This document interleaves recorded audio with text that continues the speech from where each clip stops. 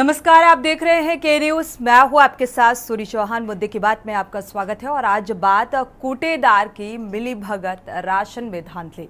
दरअसल कोटेदार की मिलीभगत सामने आ रही है और यहां पर एक बड़ी धांधली की तस्वीर सामने आ रही है।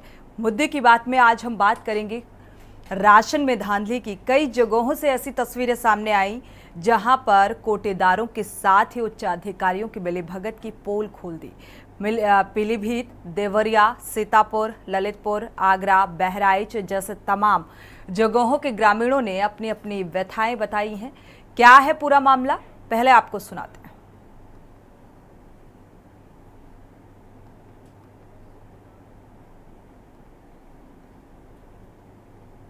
हमें भी नहीं सिखाई तुमने। ये परसों हुआ है तिवरा खास में। इसको प्रकरण को हर तरफ से संज्ञान में दे दिया गया है उच्च अधिकारियों को, और जो संबंधित हमारी सेवा प्रदाता कंपनी है वो मशीन ले गई है तकनीकी जांच के लिए। अच्छा, उसके अलावा कल जिलाधिकारी महोदय द्वारा इस कंपनी को एक आदेश जारी किया गया है कि हम 7 दिन में सारी मशीनों की सिक्योरिटी ऑडिट कर लें और जो भी मशीन थोड़ा वल्नरेबल दिखता हो उसको चेंज कर दें, उसकी बैटरी वगैरह। और इस संबंध में मेरी स्टेट हेड से आज बात हुई है, तो वो पूरे जनपद की बैटरी चेंज करवाने के लिए तैयार हैं। उन्होंने कहा है कि जल्दी ही हमारे पास बैटरी की सप्लाई आ जाएगी, तो हम सारी मशीनों की बैटरी चेंज करवा देंगे। क्या इसमें वहाँ कोटेदार को राशन वितरण हो रहा है? नहीं, वो मशीन तो हम लोगों ने चेंज करा के नई मशीन दे दी है उनको, तो वितरण में कोई व्यवधान नहीं है। शासन के निर्देश प्राप्त हुए हैं कि प्रत्येक कोटेदार के माध्यम से प्रत्येक राशन कार्ड धारक का KYC करा लिया जाए। इसके लिए कोटेदार की पॉस मशीन में सुविधा उपलब्ध कराई गई है कि कोटेदार घर घर जाकर सभी राशन कार्ड धारकों के KYC करा ले, अंगूठे के निशान लगाकर KYC करा ले। इससे कोटेदार को भी सहूलियत होगी और राशन कार्ड धारकों को भी सहूलियत होगी। ये योजना जून से प्रारंभ की गई है और अब गति पकड़ रही है। सभी कोटेदारों को निर्देशित किया गया है, सभी सप्लाई इंस्पेक्टर्स अपने अपने फील्ड में रहें, ARO फील्ड में रहें, तो सभी कोटेदारों से प्रतिदिन समीक्षा करते हुए अधिक से अधिक KYC कराएं। लगभग हमारा टारगेट ये रहेगा कि प्रतिदिन जनपद में 50 से 60 हज़ार KYC प्रति कोटेदार के माध्यम से कराई जाए, ताकि हम समय से लक्ष्य को मिले। लक्ष्य कितना है सर KYC? लक्ष्य लगभग 16 लाख के करीब है। एक यूनिट जो है वो 16 लाख के करीब है हमारा, एक यूनिट का होना है। तो इसमें जो लोग मृतक हैं या जिनकी शादी हो गई है उनका KYC नहीं हो पाएगा, लेकिन अन्य जो लोग उपलब्ध हैं वो अपना KYC करा लें। बच्चों के भी केस में थोड़ी दिक्कत आ रही है। जो बच्चे 5 वर्ष से कम के हैं उनका आधार शायद अपडेट ना हुआ हो, तो उस क्रम में भी ये हो सकता है। लेकिन बाकी लोग जो हैं वो यथाशीघ्र KYC करा दें, ताकि आगे कोई दिक्कत। अब तक हमारे लगभग 20% KYC हो चुकी है। टारगेट के अनुसार लगभग 20% KYC हमारी हो चुकी है और सभी लोगों को आज हमने पुनः बैठक ली है और सभी को निर्देशित किया है कि यथाशीघ्र कार्य करें। चंदा का मैटर सर 25-30 साल हो गया सर हमारे ग्राम सभा में बहुत बड़ा प्रोग्राम होता है सर। उसमें 25-30 साल सर हो गया प्रोग्राम। कोई की परेशानी होती है सर, उसमें चंदा का मतलब प्रोग्राम रखा जाता है और कोटे की दुकान पर सर वसूल लिया जाता है। घर पे जाने पे कोई मिलता है, कोई नहीं मिलता है, तो 15-20 आदमी जो कमेटी के होते हैं वो वहाँ चंदा ले लेते हैं। जो जिसका खुशी होता है वो दे देता है, कहता भाई जो हमारा जो कुछ राशन अगर नहीं मेरे पास पैसे है तो 4-10 किलो राशन ले तो ले लो, तो खुशी से दे देते हैं। जो खुशी से दे देते हैं उसको हम लोग मतलब कमेटी वाले ले लेते हैं। चंदा 250 रुपया लगाते हैं सर 500 लगाया जाता है। जिसका जो खुशी होता है वही जबरदस्ती से नहीं जाता है। 500 में से जी 500 किन लोगों पे लगाया जाता है और 250 रुपया किन लोगों पे लगाया गया है? सर पाँच गृहस्थी पे 250 रुपया लगाते हैं और अंत्योदय पे 500 लगाया था। लेकिन सब 500 देते हैं, जो खुशी से देते हैं उसको ले जाते हैं, कमेटी ले लेती है। ठीक धन्यवाद। नहीं है, ऐसा अफवाहें हैं। जो जितना चंदा जिससे हो सकता है वो चंदा देता है। जैसे 500 लगाया गया है तो उसके पास 100-200 हो गया, 300 हो गया, जैसे भी वो दे देता है, ले लिया जाता है। जैसे 250 है तो जो 100 हो गया तो दे देता। कोई ज़बरदस्ती नहीं है, ना कोई राशन काटा जाता। अगर जो कोई 10 किलो राशन कटवा दिया अपने, नहीं उसके पास पैसा है तो ले लिया गया, नहीं कटवाया तो कोई बात नहीं है। ऐसी कोई बात नहीं है, ये फर्जी है। ऐसा कोई ज़बरदस्ती नहीं है, किसी से चंदा ना ज़बरदस्ती किसी के साथ ऐसा नहीं किया गया है। और इसमें मतलब आप 20-25 साल से हमारे यहाँ ऐसा किया जाता है। राशन के दुकान पे बैठ कर चंदा लिया जाता है और प्लस में कि न कोई ज़बरदस्ती न जोर और जो खुशी से देते हैं वो ले लिया जाता है। ये सच्चाई है, लेकिन इसमें कोई जबरदस्ती नहीं, जो जितना दे देता है उतना ले लिया जाता है। धन्यवाद। ग्राम पंचायत कठौतिया में मौजूद हूँ। यहाँ पे 15 तारीख को एक वीडियो वायरल हो रहा था राशन की दुकान से। अब उस संबंध में सीताराम व अन्य कई लोगों ने जिला अधिकारी मोनिका रानी जी को लिखित शिकायती प्रार्थना पत्र दिया है। मेरे साथ सीताराम जी की वाइफ है, मैं उन्हीं से जानकारी करना चाहूँगा कि किस संबंध में बात विवाद हुआ था और क्या नाम है आपका? गुलाबी देवी। एक वीडियो वायरल हुआ था, किस संबंध में वीडियो वायरल हो रहा था और क्या समस्याएं आ रही हैं? राशन कार्ड के वजह से चंदा लिए हुआ है। चंदा लिए प्रधान जी से हमारे घर वाले बोले हैं कि चंदा घरे घरे वसूलो, राशन पर न वसूलो। कोई गरीब है, कोई अमीर है, ये बराबर चंदा नहीं रखते। तो क्या राशन की दुकान पे जो है जबरन चंदा वसूला जा रहा है? एकदम कोटा पर सब जबरदस्ती चंदा वसूला जाता है। जो नहीं चंदा देता है उसको राशन कार्ड। कितना रुपया लिया जा रहा है चंदे के रूम में? एक ललका कार्ड पर 550 और जो उजलकवा है उस पर 250। आप देख सकते हैं वीडियो में किस तरीके से इस महिला ने अपनी दर्द को बयां किया है। उन्होंने स्पष्ट रूप में कहा है कि अंत्योदय कार्ड धारकों से 550 रुपये की वसूली की जा रही है और पात्र गृहस्थी कार्ड धारकों से 250 रुपये की वसूली की जाती है।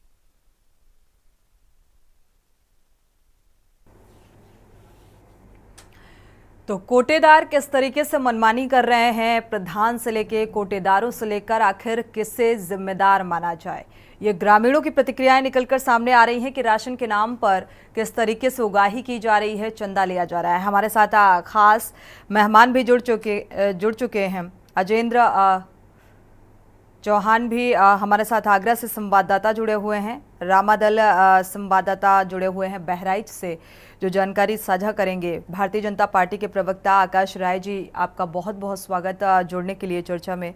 विनय यादव जी समाजवादी पार्टी से जुड़े हुए हैं, आपका भी बहुत बहुत स्वागत इस चर्चा में जुड़ने के लिए। पहले अपडेट साझा कर लेते हैं, आगरा का रुख करते हैं अजेंद्र चौहान का। अजेंद्र, अगर आगरा की बात की जाए तो यहाँ पर कोटेदार और जिस तरीके से राशन में अनियमितताओं की तस्वीर सामने आ रही है और ग्रामीण परेशान नजर आ रहे हैं, क्या है जमीनी हकीकत, क्या अपडेट है? देखिए सोनी, सबसे पहले हम बात कर लेते हैं सरकारी राशन की। यहाँ कोटेदार एक अलग स्टेप आ जाता है, कोटेदार की एक अलग सीढ़ी है। आप जिला आपूर्ति अधिकारी एक अलग मामला हुआ है और उसके ऊपर जो पीसीएस अधिकारी बैठते हैं, आपूर्ति एवं नगर। तो इसके बाद इसका जो सबसे बड़ा खेल है सोनी, वो सिंडिकेट का सबसे बड़ा खेल है। हरियाणा और पंजाब में अगर ये जो चावल और गेहूं है, ये सबसे बड़ी खेल ये है कि जहां से आ रहा है वहीं वापस पहुंच जाता है। 80 करोड़ लोगों के लिए दिया जाता है ये सोनी राशन। लेकिन इसका इतना बड़ा खेल है कि जो राशन की दुकान लेकर बैठे हैं, हालांकि वो छोटे से कोटेदार माने जाते हैं, लेकिन आगरा की अगर हम बात कर ले तो पिछले शुक्रवार को आगरा में पीसीएस अधिकारी सुशीला अग्रवाल को हटा दिया गया। और हटाने का इतना बड़ा कारण था कि उनका जो अर्दली था, वो यहाँ के जो दो सिंडिकेट है, जो राशन माफिया हैं, सुमित अग्रवाल और मोहित अग्रवाल, दो भाई हैं, इनके माध्यम से यहाँ पर पूरे जिले के जो कोटेदार हैं उनको बुलाया जाता था और जो कोटेदार नहीं आता था तो उसके खिलाफ अधिकारी से शिकायत कर दी जाती। तो जाहिर सी बात है कि अर्दली मिला हुआ था पीसीएस अधिकारी का, जिसकी शिकायत जिले के जिलाधिकारी से की गई, मुख्यमंत्री से की गई।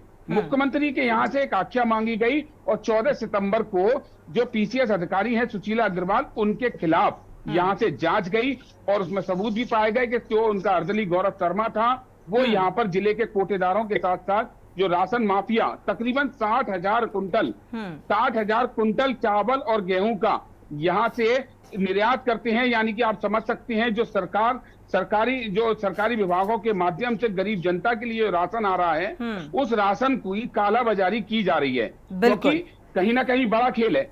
जिले के जो आगरा जिले में एडीओ पीसीएस अधिकारी को हटाया गया तो ये बड़ी बात थी, क्योंकि अगर हटाया गया है, बिल्कुल ये जो खेल है कालाबाजारी का, ये ऊपर से शुरू हुआ है और इसमें अधिकारी जो हैं वो भी उतने ही जिम्मेदार माने जाएंगे, और क्योंकि शुरुआत ही ऊंचे स्तर से हो रही है।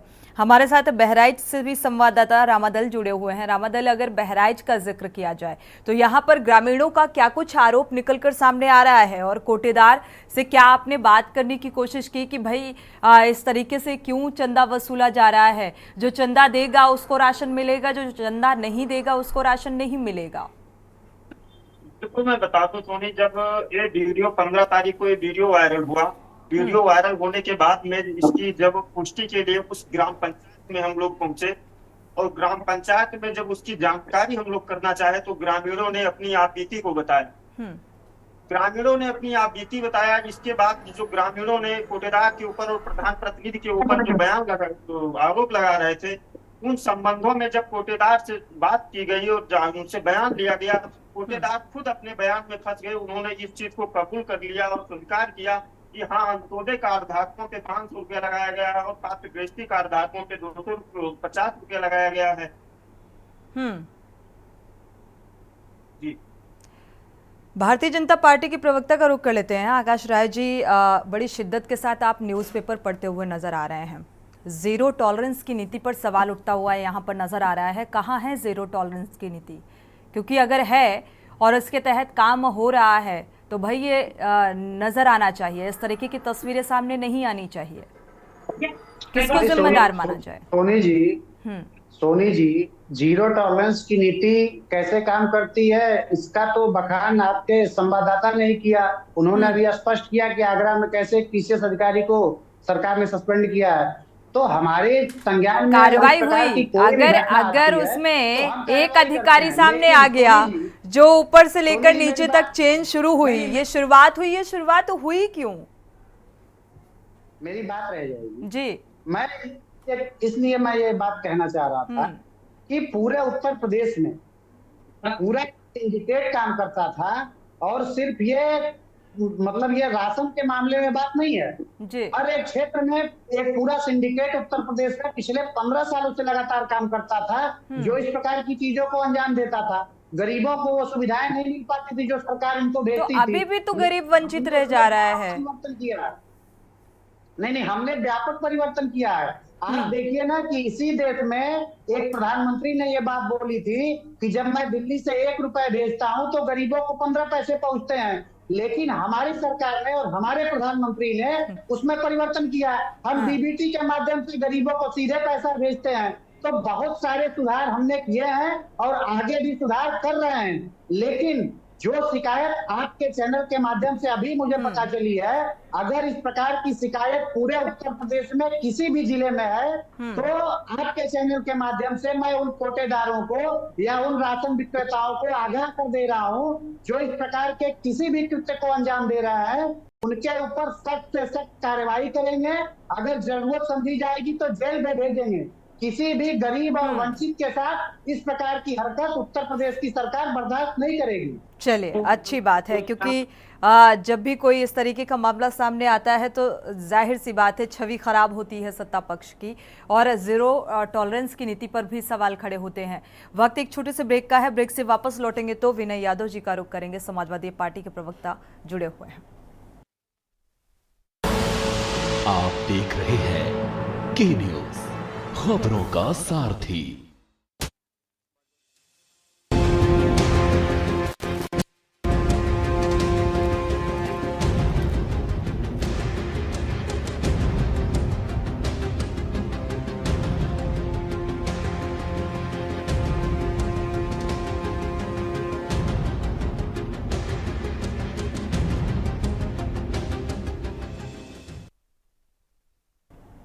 ब्रेक से वापस आ रहे हैं। लगातार कोटेदार के मिलीभगत का जिक्र, जो तस्वीरें सामने आ रही हैं, ये वाकई ये सवाल उठा रही हैं कि कितनी ईमानदारी से इस कार्यकाल में, यानी कि भारतीय जनता पार्टी की सरकार है और इस कार्यकाल में कार्य किया जा रहा है। एक बड़ा सिंडिकेट, जिस तरीके की तस्वीरें सामने आ रही हैं कि कोटेदार ही नहीं, जो बड़े लेवल के अधिकारी हैं उनकी भी मिलीभगत सामने आती है। जो कैमरे में कैद हो गया उसके खिलाफ कार्रवाई, जो कैमरे के पीछे है तो कब होगी जांच पड़ताल, ये सवाल। विनय यादव जी का रुख कर लेते हैं। विनय यादव जी, आपकी टिप्पणी इस मामले में।